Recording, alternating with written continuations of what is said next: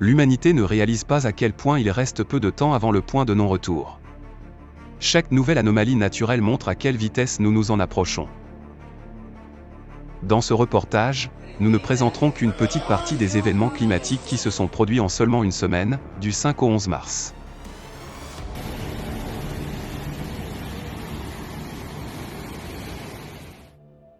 Argentine.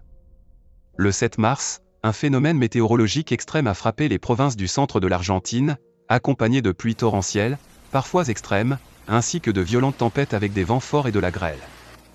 Les dégâts les plus importants ont été enregistrés dans la ville portuaire de Bahia Blanca, où en l'espace de quelques heures, il est tombé l'équivalent d'environ 5 mois de précipitations. Cela a également établi un nouveau record journalier de précipitations, dépassant de 2 fois le précédent maximum établi il y a 50 ans. Les rues et des quartiers entiers de la ville se sont transformés en torrents impétueux, avec un niveau d'eau dépassant 1 mètre. Les courants étaient si puissants que les habitants ont dû se réfugier sur les toits des maisons et même sur les sommets des arbres. Les autorités ont coupé une partie de l'alimentation électrique afin de réduire le risque d'électrocution. Les transports publics ont été suspendus, les bureaux et les institutions gouvernementales fermés. L'aéroport a cessé ses activités en raison de l'accumulation d'eau sur la piste d'atterrissage. Les habitants de la ville ont été choqués par la rapidité avec laquelle l'eau a envahi leurs maisons. Beaucoup ont perdu leurs meubles, leurs appareils électroménagers et leurs effets personnels. Les propriétaires de magasins ont subi de lourdes pertes. La tempête a détruit leur commerce et leur stock de marchandises. L'hôpital régional de soins intensifs Dr. José Pena a été gravement touché. Les ambulances garées dans le garage ont été inondées. L'eau a envahi des services critiques, y compris la néonatologie, obligeant le personnel à évacuer les nouveau-nés.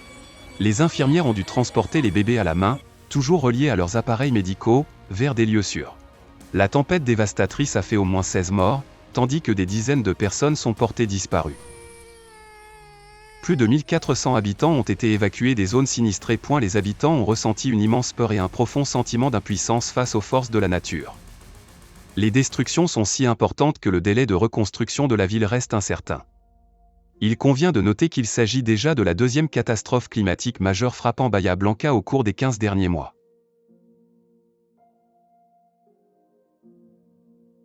Équateur. Il y a moins de 4 mois, l'Équateur souffrait d'une sécheresse extrême, mais aujourd'hui, le pays est confronté à l'extrême inverse.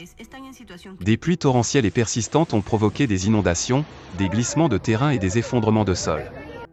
En mars, les provinces de l'ouest du pays ont été particulièrement touchées, 22 rivières sont sorties de leur lit, et dans 25 autres, l'eau a monté rapidement.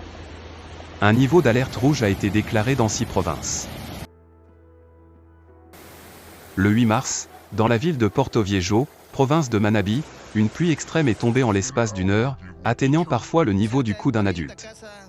Le 10 mars, de fortes pluies ont frappé la province de Loja, au sud de l'Équateur. La rivière Malacato, qui traverse la ville, est sortie de son lit. Les crues ont emporté des passants dans les rues et ont provoqué l'effondrement d'un pont dans le parc Simon Bolivar.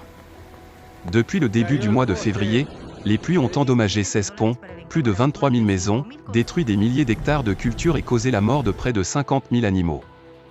Malheureusement, au moins 18 personnes ont perdu la vie à cause de ces catastrophes, et le nombre total de sinistrés dépasse 83 000.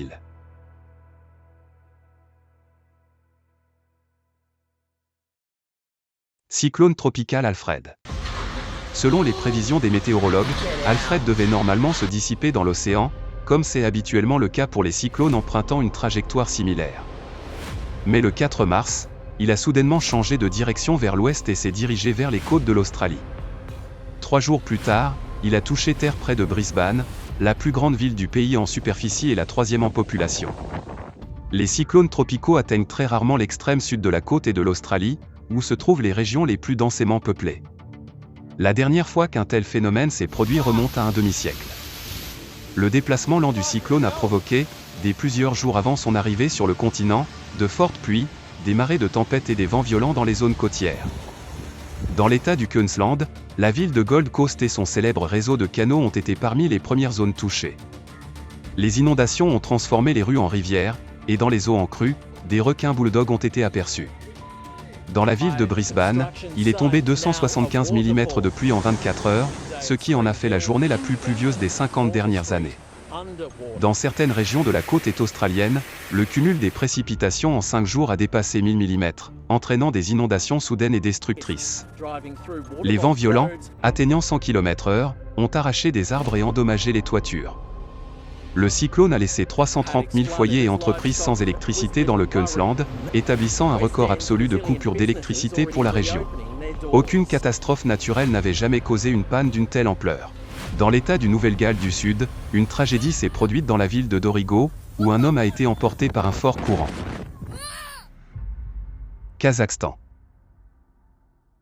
Le 7 mars, en soirée, les habitants de Almaty ont assisté à un phénomène météorologique rare, une chute de neige accompagnée d'éclairs et de coups de tonnerre. Des témoins ont confié n'avoir jamais vu cela de leur vie, et certains ont même pris le bruit assourdissant pour un tremblement de terre.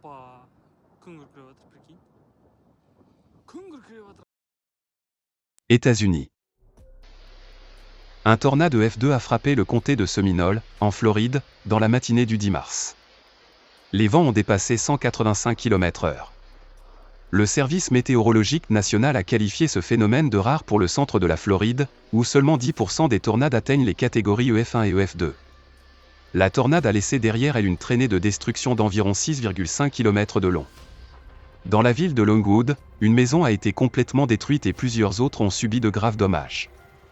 Des arbres ont été déracinés, des lignes électriques endommagées, et des débris dispersés sur toute la zone. Le studio de télévision de la chaîne Fox 35 s'est retrouvé en plein épicentre de la tornade. Alors qu'un présentateur était en direct pour annoncer l'arrivée imminente du phénomène, la tornade est soudainement passée juste au-dessus du bâtiment. Heureusement, l'infrastructure a résisté au choc et personne n'a été blessé, mais les spectateurs et les journalistes ont été sous le choc, réalisant à quel point il est impossible de prévoir quand et où l'on peut se retrouver en plein cœur d'une catastrophe naturelle.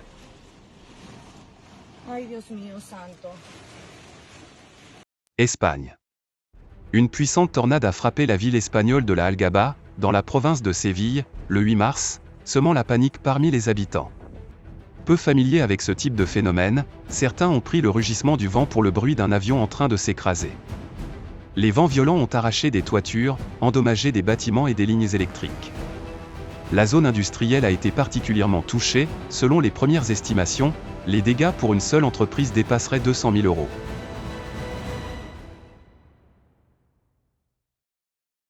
Anomalie de température. Au début du mois de mars, l'Europe a connu une vague de chaleur anormale, au cours de laquelle des températures plus caractéristiques du mois de mai ont été enregistrées. Dans certains pays, les écarts par rapport à la normale ont dépassé 12 degrés. En Croatie, le 6 mars, l'air s'est réchauffé jusqu'à plus 20 degrés Celsius. En Lituanie, un nouveau record national journalier a été enregistré au plus 18,4 degrés. En Lettonie, le début du mois de mars est devenu le plus chaud de toute l'histoire des observations. Pendant 5 jours consécutifs, la température a atteint des valeurs records. En Biélorussie, dans chacune des 48 stations météorologiques du pays, les relevés ont dépassé les maxima absolus du début du mois de mars. L'Ukraine s'est également retrouvée à l'épicentre de la vague de chaleur.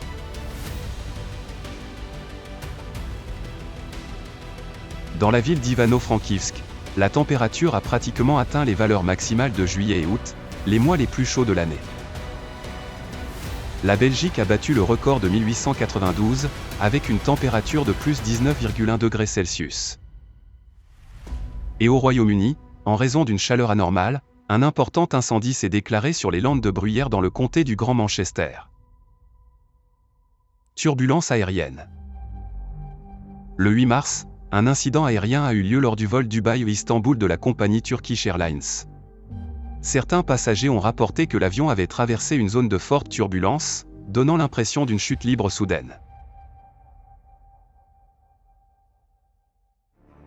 L'augmentation de la fréquence des turbulences, les comportements inhabituels des tempêtes et cyclones tropicaux, les sécheresses prolongées, les pluies extrêmes, les modifications des trajectoires des vents et les anomalies thermiques brutales sont les conséquences directes du déséquilibre entre l'océan et l'atmosphère, provoqué par le réchauffement record des océans.